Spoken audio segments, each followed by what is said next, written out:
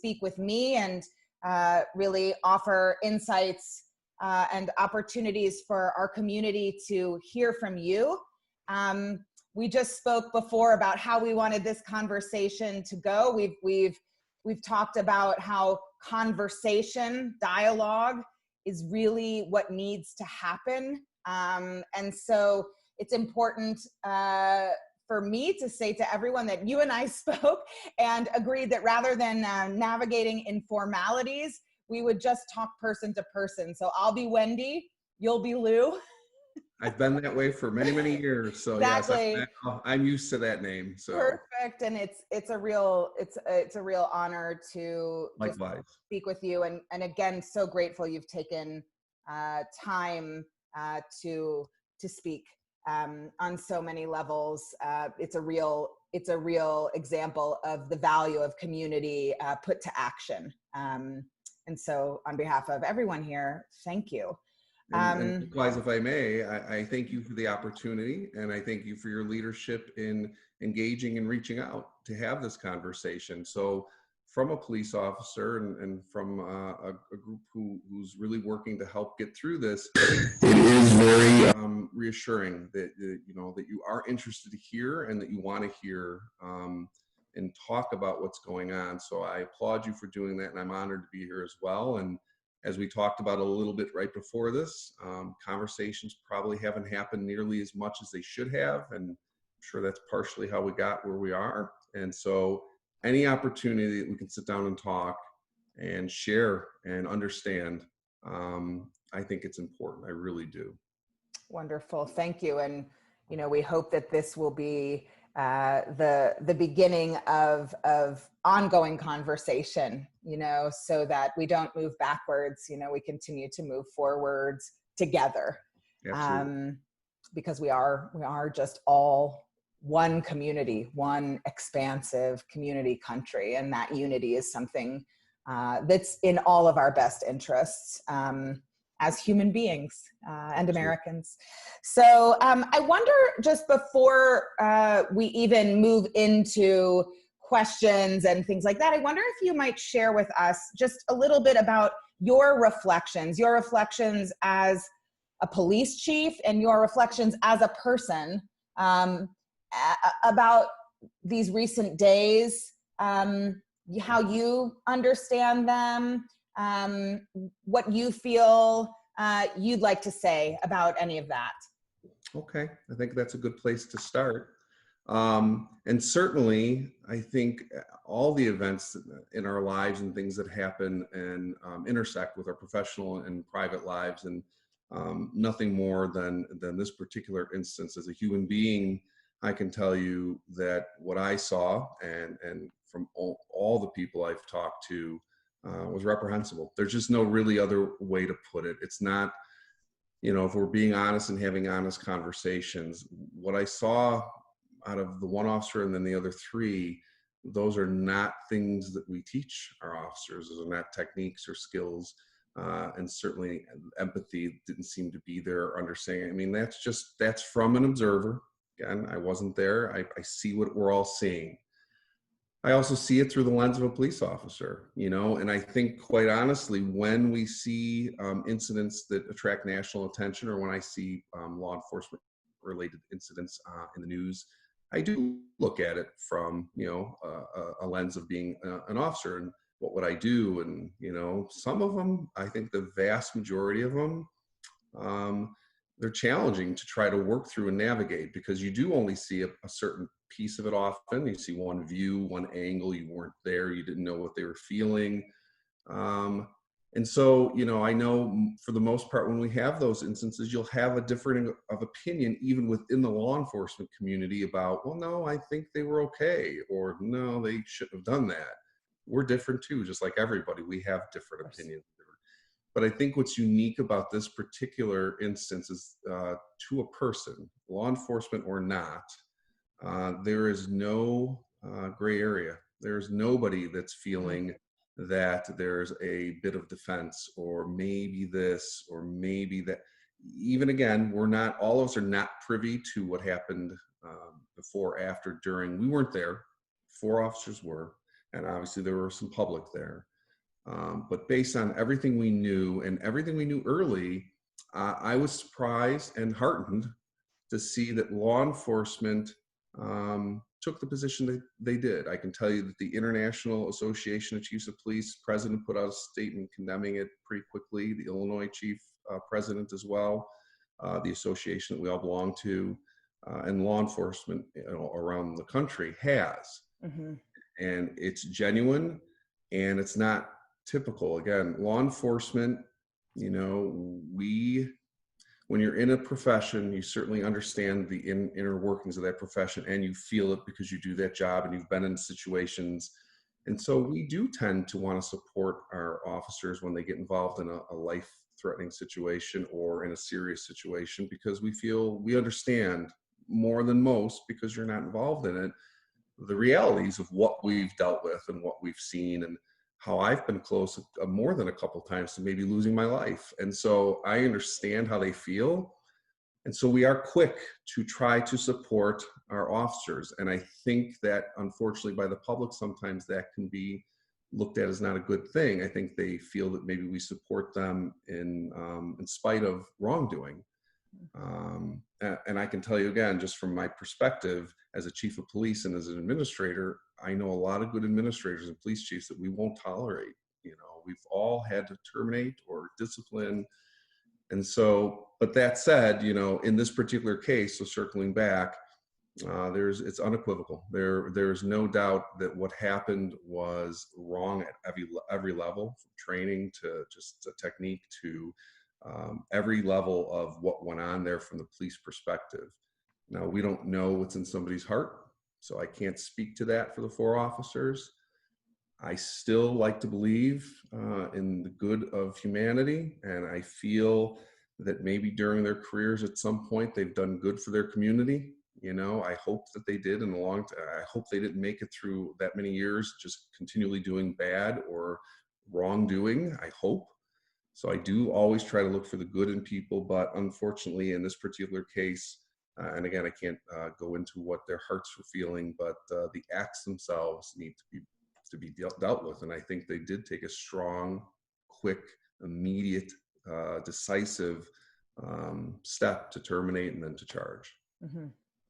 Yeah, thank you for that reflection, which is, it's just such a difficult one. As we were saying, before this formal conversation, you mentioned that the things are a little bit out of order from how this is typically, mm-hmm. how this typically would be handled, sort of offering opinion before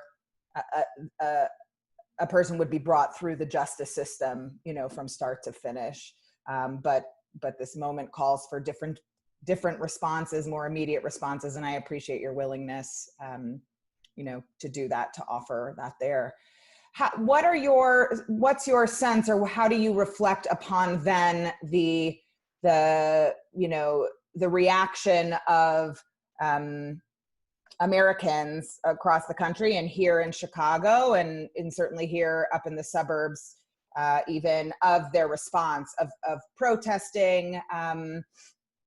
How do you view that personally, professionally? I think it's important for all of us to hear and know that perspective as well. That's a great question. And I think ask me that question at different times through the last week and you Yes. probably get different answers. It's been certainly an up and down kind of for everybody, but no different for us in law enforcement.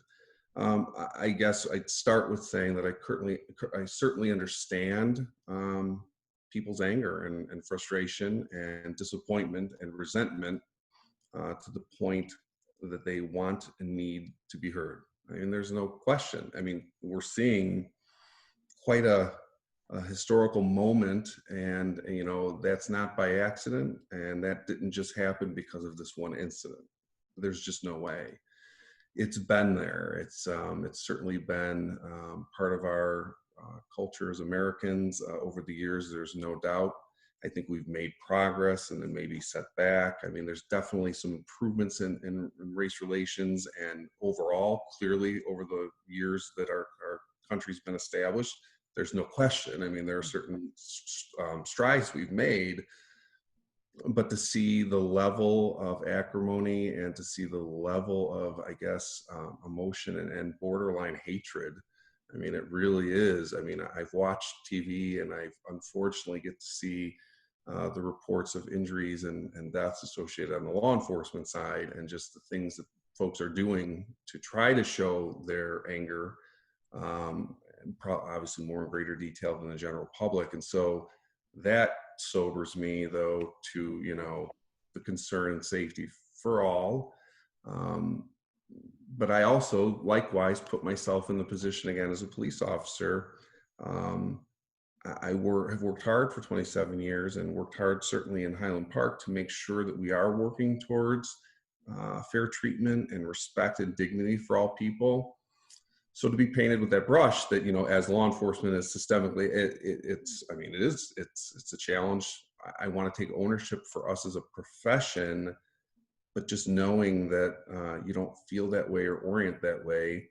And I do believe in my heart of hearts that the vast majority of officers and law enforcement personnel that I've worked with over the years likewise want everybody to be treated fairly.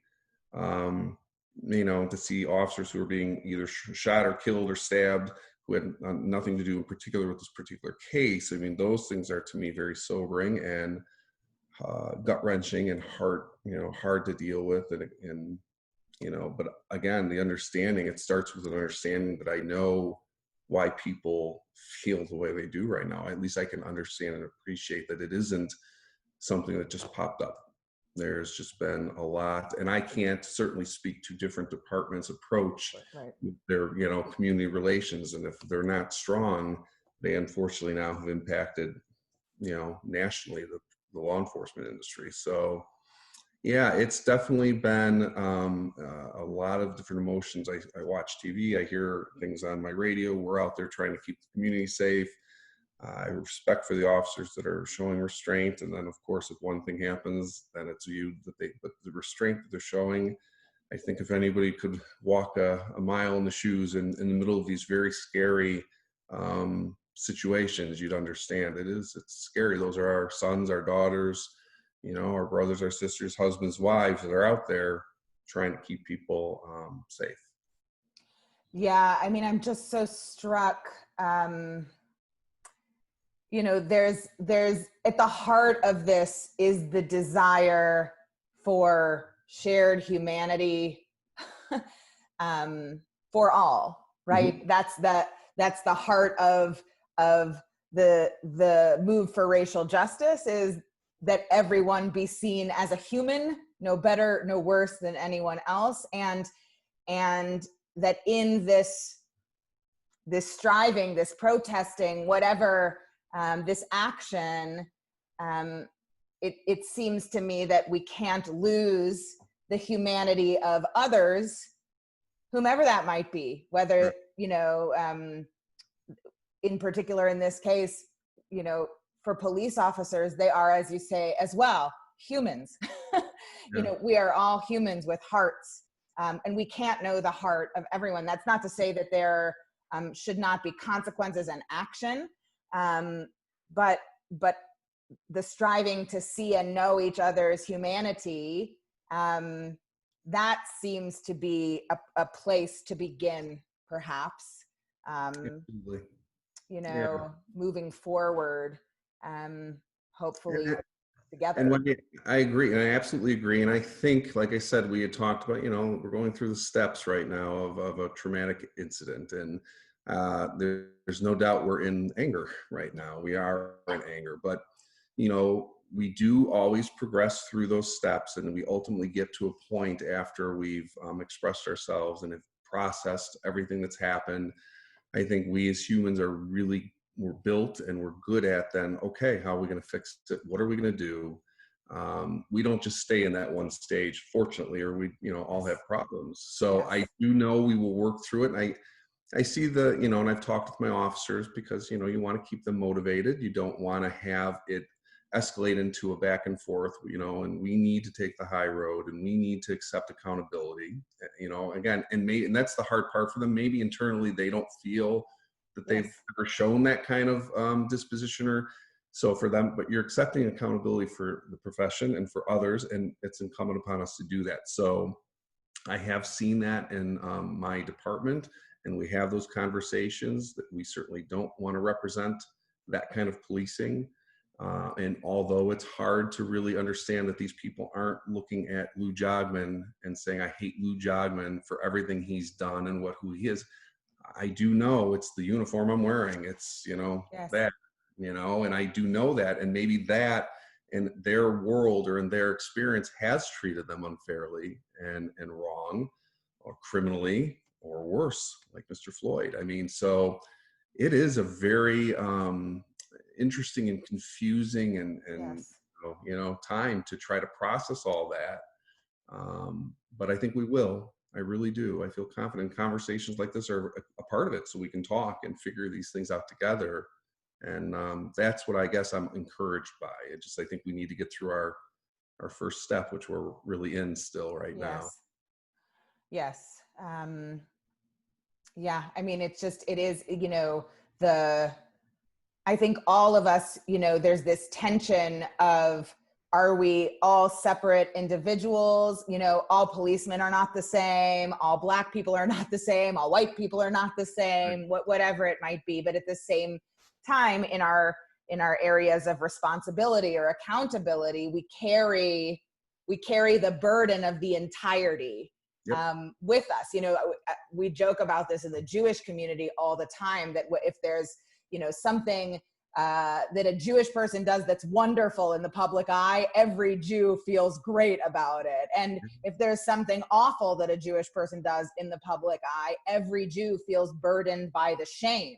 Not that we know these people, just that we carry this connectivity by our groups, all the different groups we are associated with, whether we've chosen it or not.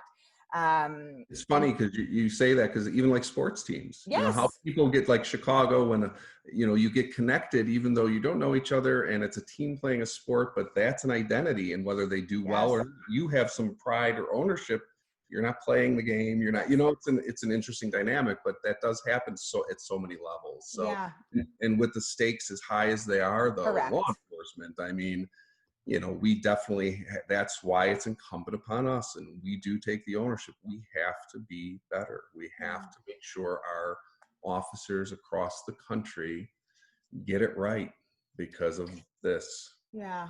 I want to talk a little bit about Highland Park specifically, and just, I'm wondering if you could share a little bit before this incident, because one of the reasons that I specifically look forward to speaking with you is because you have been outspoken in Highland Park since you got here, about being proactive in terms of building community relations, creating an empathy system to undergird approach.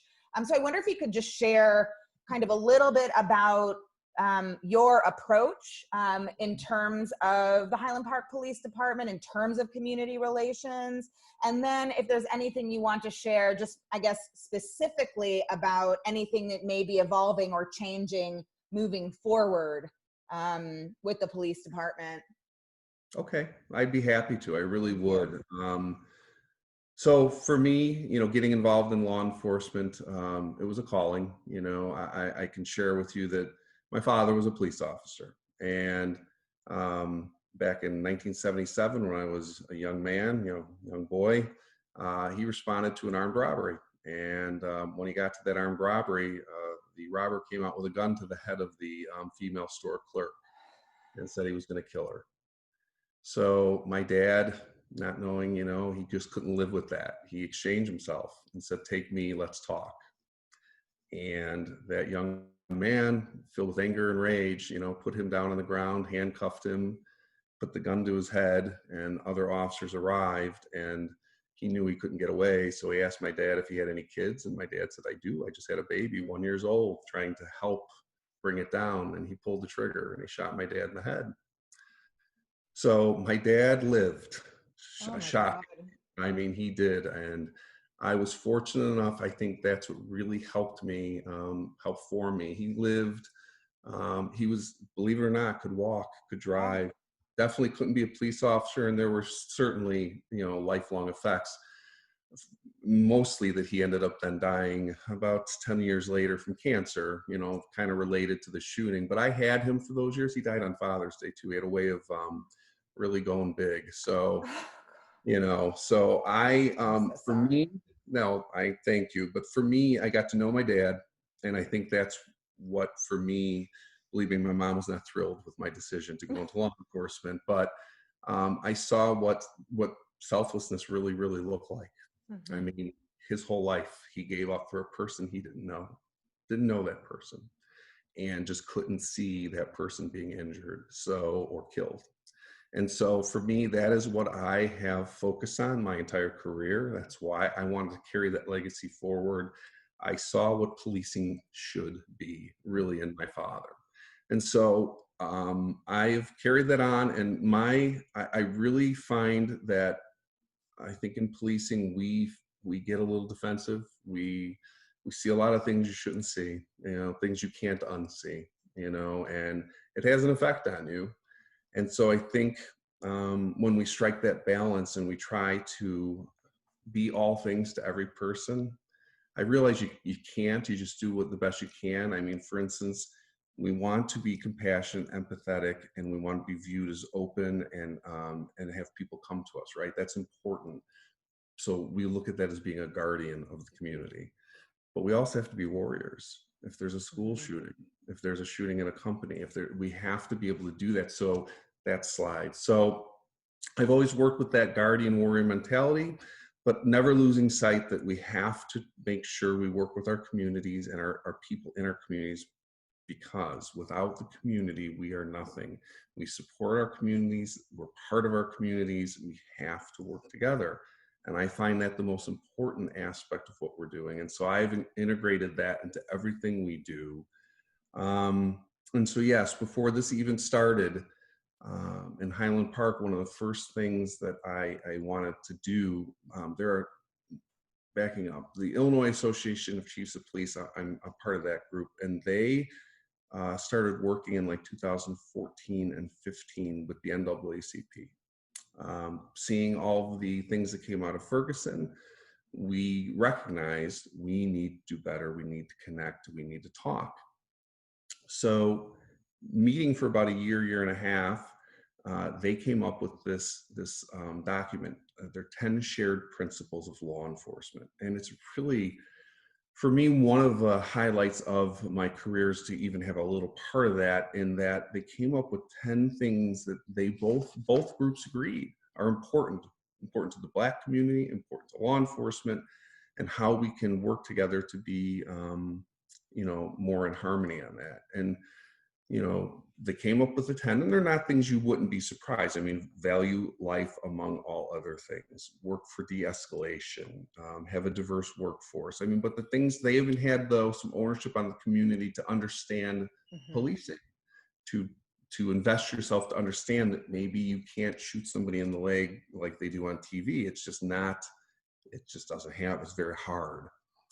So they actually signed the document in the old state capitol, where Abraham Lincoln did his House Divided speech. And I thought that was wonderful, just wonderful. So it was an effort to bring us all together to the table, and again, to talk. So the document was created, and then it kind of just sat there.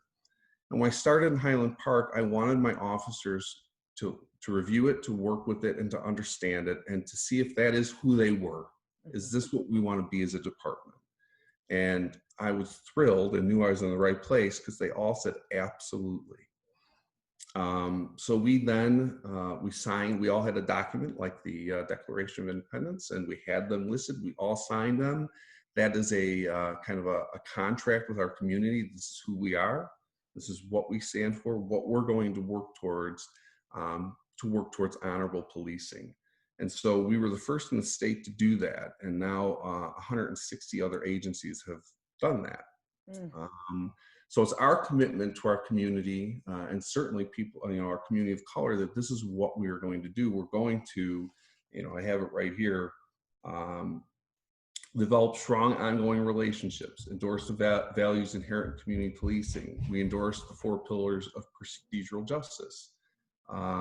Reject discrimination towards any person based on race, ethnicity, religion, color, nationality, immigrant status, sexual orientation, gender, disability, or familial status.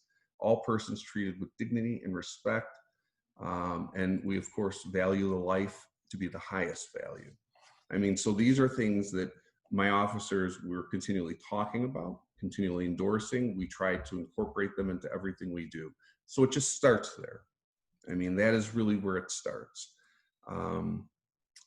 So we've done that. We've also continued our work with the NAACP. We had them come out with the Illinois Chiefs this winter to work with our younger students. So at the high school, we have a group called SOAR, if you're not familiar, Students Organized Against Racism. And so we met with them, and we had what was called a World Cafe, where we brought everybody together, a bunch of chiefs and high-level police officers with the students, and to have a dialogue, to talk about what they're seeing in their community. We need to hear it. We want to hear it. Please tell us what's going on. So again, continuing that dialogue now with a different group, high school students. Mm-hmm. And it was very interesting to see that they had no problem telling us, what's right, what's going right, what's going wrong. But I hoped and I feel that it gave them the opportunity to be heard. Mm. And so out of that, another one of the most pivotal moments for me, or things I'll remember, with all this going on, I got an email from one of those students that we developed this relationship with. And I mean, it was so heartwarming that she had the courage and had the opportunity to reach out to me because she was struggling. Mm. So I'm a white policeman. She's an African-American young lady struggling and not understanding any of this and angry, but she reached out to me. And those are the relationships that if we build them, we can make things better. Yeah. And, I can't tell you how much it meant to me to have her do that. So go ahead. Oh, I was just going to say, I mean, I imagine it meant so much to her to know that she could do that and was heard. I'm just struck by, it comes, I think peace, trust, everything comes out of knowing each other. Mm-hmm. At the end of the day, if we know each other, if we know each other's names, if we have a relationship or a sense of shared communal responsibility, or just residence, whatever it might be, it's harder to hurt each other because we're in relationship. The heart of everything is just relationship. And I think like there's so much beauty that can come in communities where the police know the people who live there, and the people who live there know the police. And trust each other. And of course, this is true for everything else, no different for a religious institution or a business, that all of us populate local communities. And that's, You're absolutely right. And so along those lines, we also started this last October, a police beat coordinator program where each geographic beat in the community has their own officer. So rather than having random officer come, you have no relationship with that officer, you may not feel comfortable, you don't know. Each of our beats have a specific officer who's gone out and is going to block parties, going to meet people. You have a question about policing that you're concerned about, you have a problem, something that's going on that you're not happy about with policing, or even a neighborhood problem where we could work and mediate. Now Officer Doug D. Basilio, he's Area 94, he's your officer. Same officer there every time he works. We don't rotate him through. Or Ginger Stokes, she's another officer and I can tell you already the difference I'm seeing with that. We've had beat meetings where the beat, again, we talk about a collective, right? So if you live in a certain area of town, you're kind of connected. And so we bring you together with your beat officer and we have beat meetings, and it just personalizes law enforcement, because to your point, if we are a nameless uniform that's Right. showing up, we're not connected. No. And I think that it's important. We have to have those connections. We have to have and offer the ability for people to reach out and do that before it's the time of need. Because obviously, most of the work we do, we're not going to your house, just to say, before this program, of course, but in general, we're getting called when it's probably one of the worst moments in your family. Something's going on, not right. And if you've got these relationships before that, and that's our goal, is to build them, then you can work through, a little bit better, I think, as a team. Again, community partnership with your officers. And I I translate that to the same thing as with our communities of color. We shouldn't be talking about this after an incident. We should be talking about it before and ongoing, so that when something does happen, and unfortunately we live in an imperfect world, and even under the best of circumstances, when people try to do right, whether it's a car crash, maybe an officer hits somebody there's lots of other things, even without intent, that can cause harm to somebody or hurt somebody. And so these are the types of relationships that you just have to, and to be quite honest, if regardless of just thinking that it's down, it's just a much better feeling for me, and I think for our officers, to have those relationships when even if things are going right, just to Of say, hey, course. how are you, good to see you, and really and I've met so many people in 2.5 years here, I can't tell you. And how nice is it to go to Jewel or to see somebody and have a conversation, not about what's going on, or just, hey, how are things going? I know your son, I know your daughter, I know he's on the wrestling team, I know, it's really makes a huge difference for a community. So we are really focused on it in Highland Park, and we are working at it at every level. I can tell you, like I said, right now we're being challenged just internally with everything going on. They're hurt, and and it's hard not to be a little bit, but the message that we're sending and our supervisors and command staff is, again, this is where you have to rise above. We take ownership.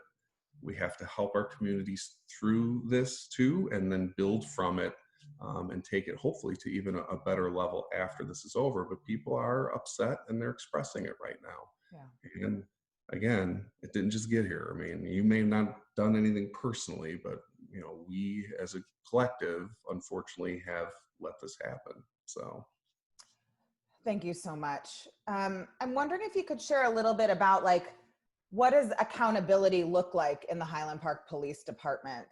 I think that's one of the challenges, or inconsistencies, maybe from one community to a different, one community Sure. to another. So I don't want anyone to hear anything you're saying as you representing anything other than yourself, your experience, your department. So, but that said, it does seem like accountability is sort of another place at the heart of the matter. So I wonder if you could share in Highland Park what that looks like. I absolutely can. And it's a great point, Wendy. It really is. It does differ from department to department. Obviously, I think with any organization, your culture starts, with your CEO, and if you've got, strong leadership there, and you've got somebody who believes in doing the right thing, then certainly the rest of the organization is going to follow. And everybody's version of what's right certainly differs. I don't think you'd ask any CEO if they'd say, no, I think I'm doing everything wrong. Everybody's got different opinions. I think the first thing is, I think what's most important is that we have policies in place. So we do have policies. I think they're important, and they are pretty standardized. And I can tell you, because we're accredited by an outside accrediting agency, it's called CALIA. They have 400 and some standards that to be accredited by this nationally recognized law enforcement accrediting body, you have to adhere to their standards, which are best practices in law enforcement that are nationwide. So they're things that they have decided, and upon their research, are best practices. And so our policies are built around those. But it's not just having those policies in place. We actually get audited, like an audit. Every 3 or 4 years, they come out and send auditors out to make sure not only are you saying you do this, show me that you're doing it. So if you've got, like we have, for instance, one of the the standards is that you have an after action report for any use of force. And it's pretty specific, boxes and all kinds of different things, and you have to track that.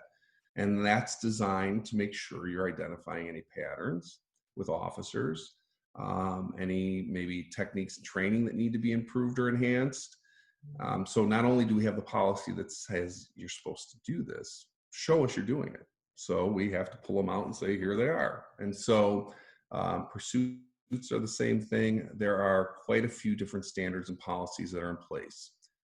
I think, for instance, one of the standards that people were probably interested in right now, because I've seen some emails and things that have come in, are chokeholds. You know, chokeholds were used back in the day to get control over people.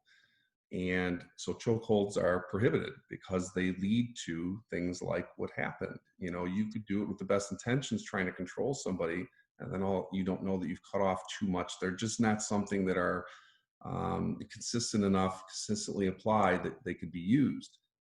That said, this is where in our shared principles, needs to be some understanding on the community side.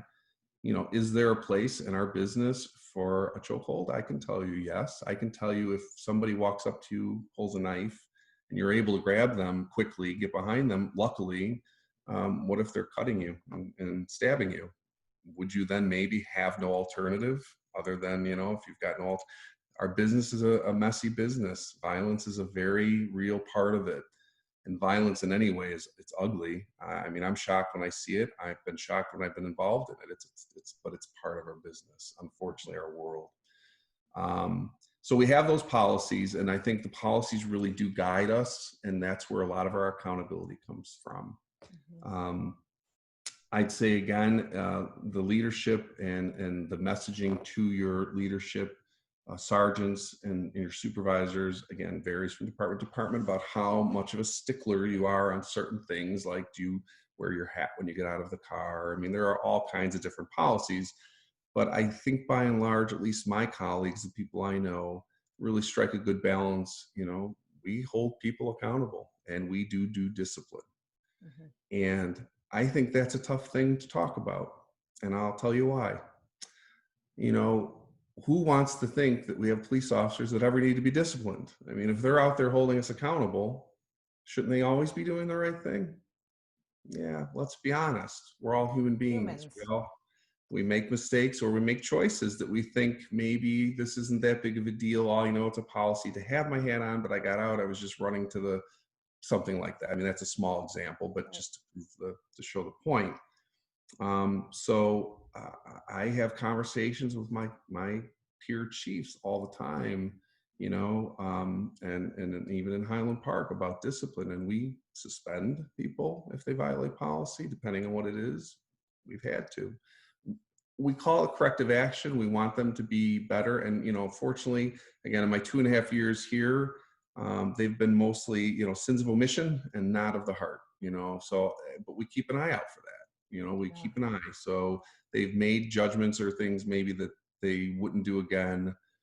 Maybe got a little, whatever it is, maybe forgot to mark a box or got, you know, didn't write the report well enough or document it, whatever it is. There are things that have happened, but it's important for a culture. And I think it's important for our public to know. And I think we're afraid to talk about that. I think it's a topic because, again, nobody wants to talk about accountability. Doesn't matter who you are. No. You know? But much easier to blame anybody else than to take it yourself, you know. And then take it to the next level. That we've got officers writing me a ticket and costing me money, and they're holding me accountable. Well, how come? But we're holding them accountable. I mean, if you're doing it correctly, and there are, like I said, probably departments that do it better than others, and there are departments that you know, probably have, depending on their hiring criteria, probably have more of an opportunity because of that to have to deal with it.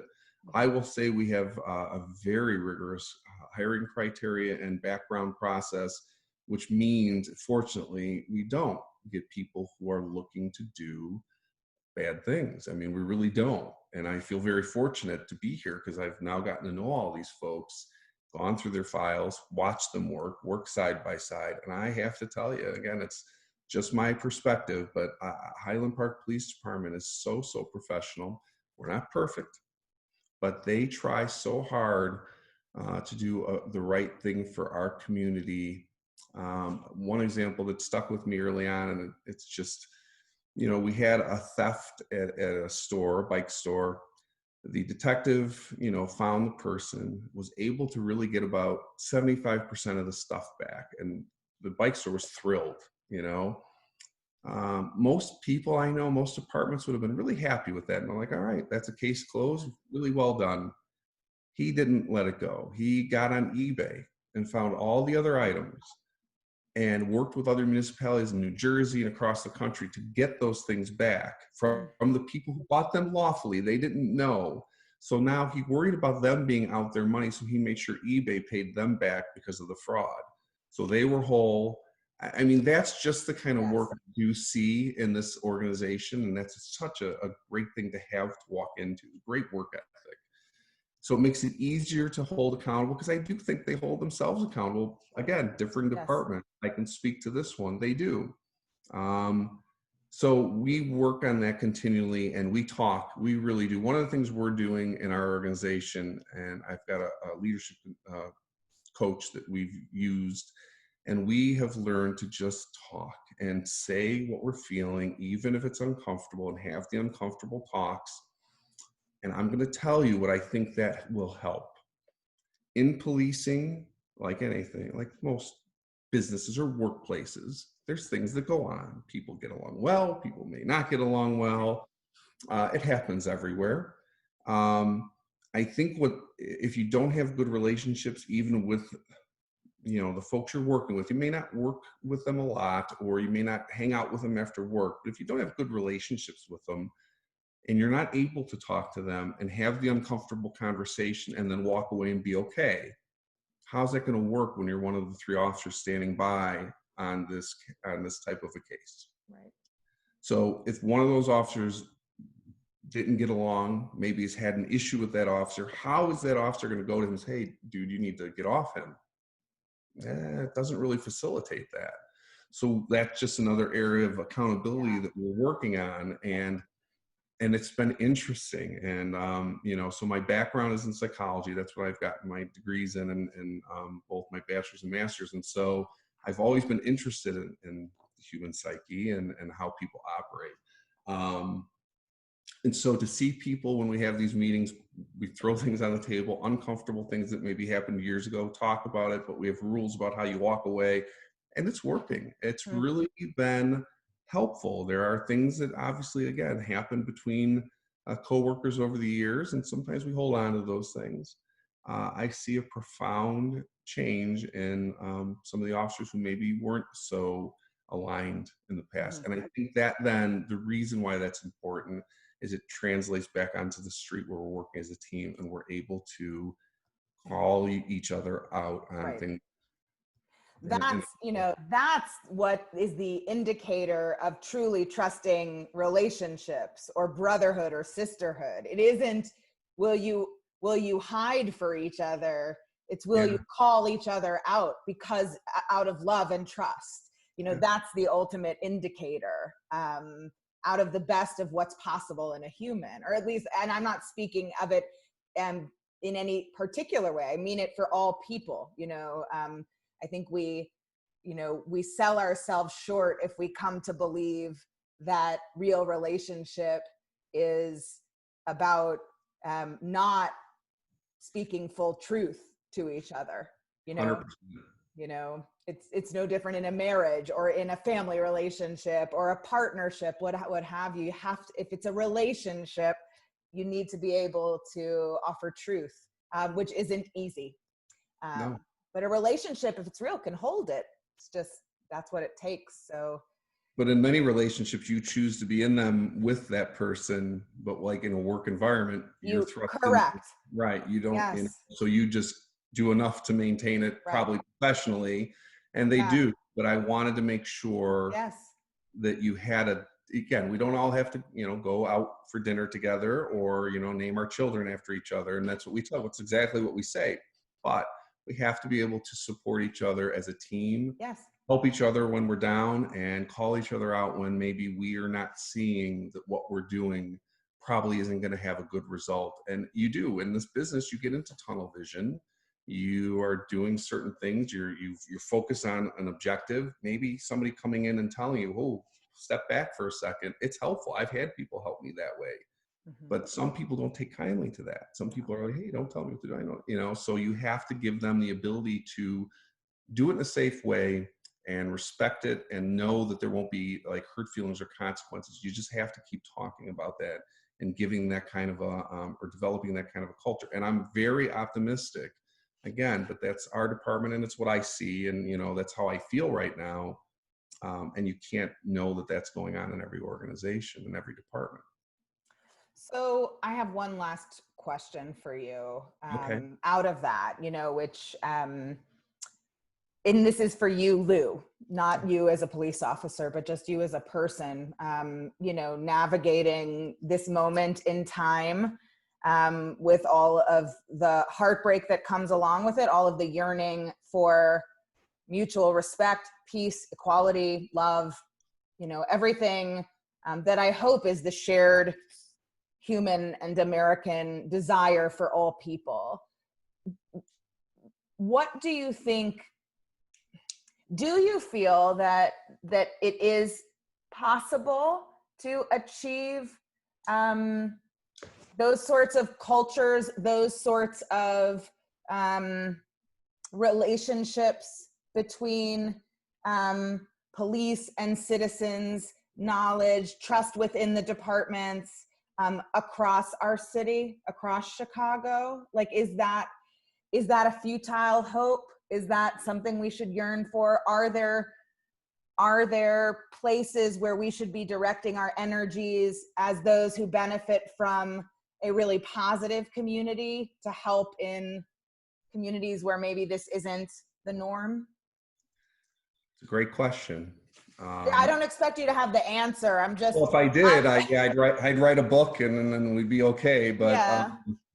It is a great question. I think it's a question we're all asking ourselves right now. And I will tell you that I certainly don't think I would have committed 27 years to this profession if I didn't have hope that we were going to make the world a better place and that we were going to work together to do it.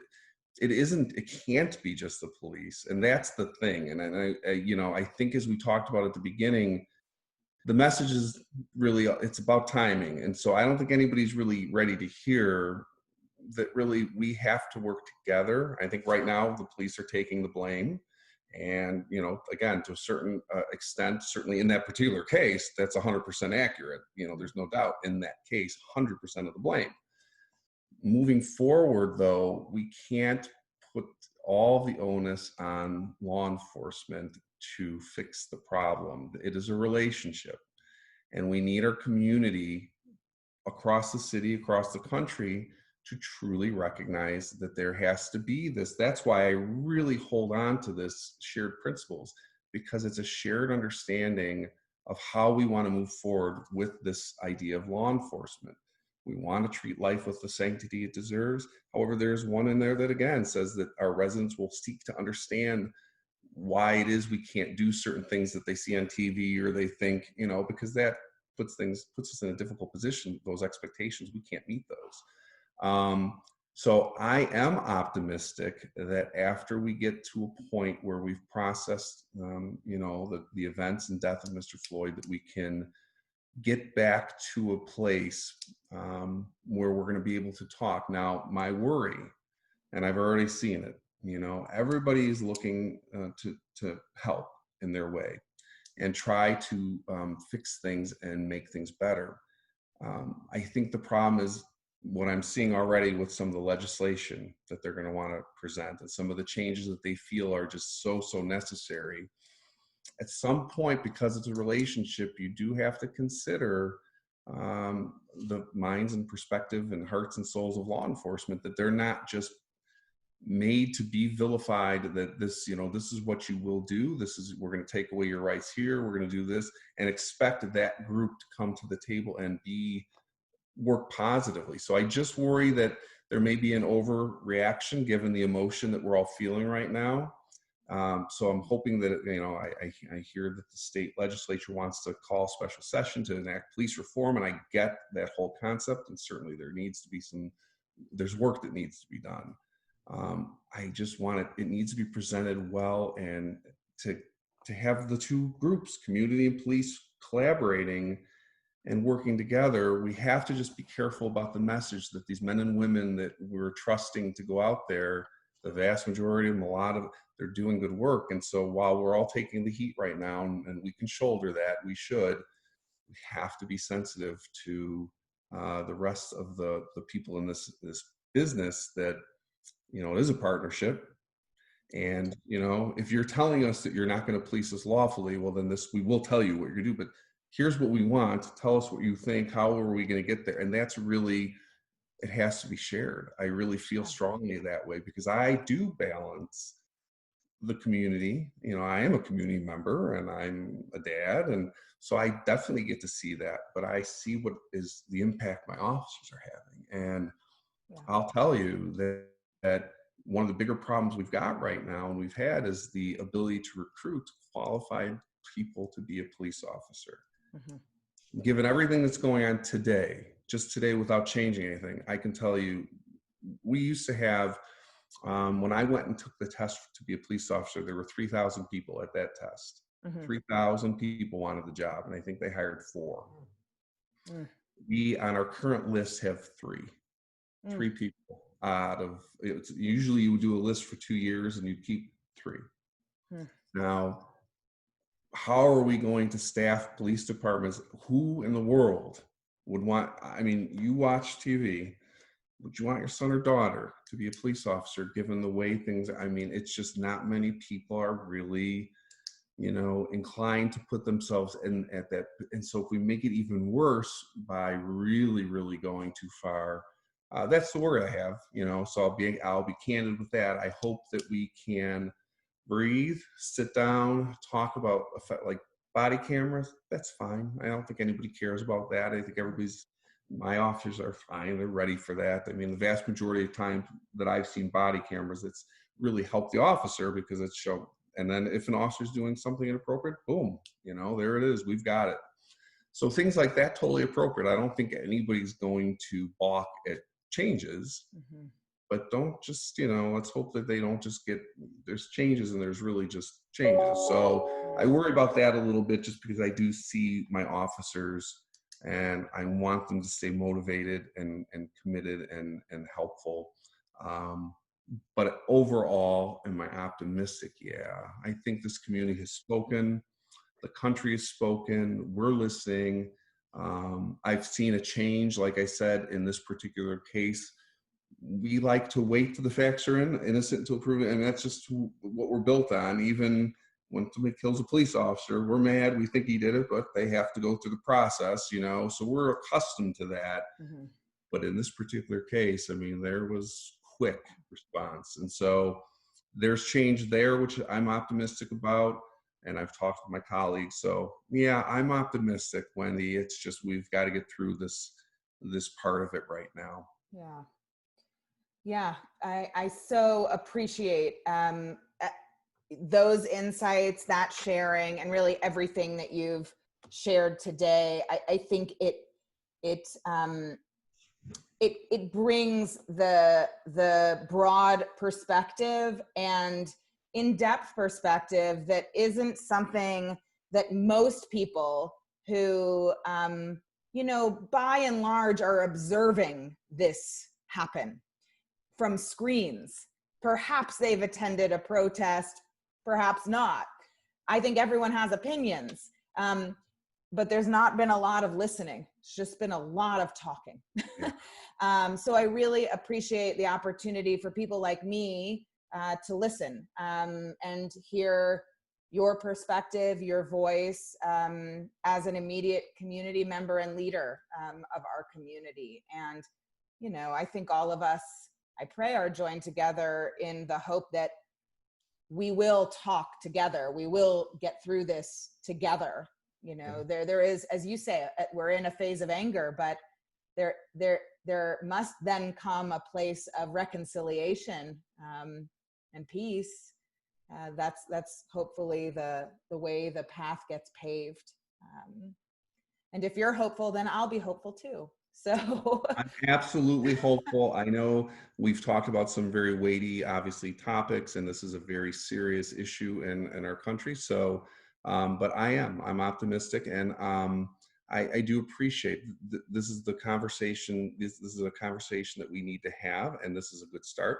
We've got to keep having them. It can't be done. I mean, and to that end, I mean, for you and for, I think, a good opportunity, if ever interested, your local departments most likely offer a police academy, a citizens police academy. Mhm. I'm going to tell you, anybody that I've ever had gone Yep. through it, anybody that you know is certainly welcome to go through ours, just to come and see it. That is the part of the 10 principles, the learning and coming. So we welcome that, and we've met so many new friends and people in our community. Yep. You know, so we have one in the fall. So certainly, if anybody's interested and wants to come learn about their police department and have input and help shape their police department, I put that out there to everybody. Every time I talk, it's important. So that helps the conversations with our community. Absolutely. So I appreciate absolutely you reaching out to me and the leadership you've shown in our community to get this conversation going. It's helpful for us. So my gratitude to you. Thank you. And thank you so much. It's a relationship. It's a web of relationships that hopefully will weave and strengthen as we go. So on behalf of all of us, I wish you safety. Thank you. Peace, good health as we navigate a pandemic as well, which I know that could have been its own entire conversation. So yes. And I will share your well wishes with my staff, and I know it will go a long way. I will. Please do, on behalf of all of us. We have a number of congregants who've actually participated in the Highland Park Police Academy over the years, and they always, when they participate, they come back and they share just how amazed they are. They also share how much they enjoyed it and it was wonderful, but really the common thread is they're amazed at everything that the police do. So much of which is really not something that's public facing, so like people wouldn't know otherwise, and just, tend to walk away with a much deeper sense of gratitude. And for all of that, we thank you.